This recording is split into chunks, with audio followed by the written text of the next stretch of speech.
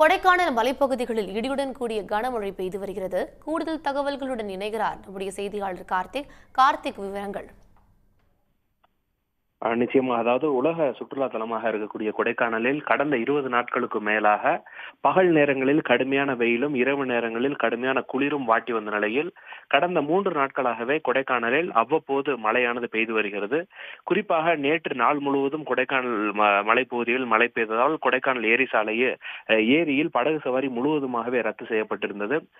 இன்றைய நிலையை பொறுத்தவரையில் இன்று காலையிலிருந்தே கடுமையான இருள் சூழ்ந்து காணப்பட்ட கொடைக்கானல் மலைப்பகுதி முழுவதும் தற்போது கொடைக்கானலில் கடந்த 1 மணி நேரத்திற்கு மேலாக கனமழையானது கொடைக்கானல் மலைப்பகுதி முழுவதுமாகவே கொட்டி வருகிறது.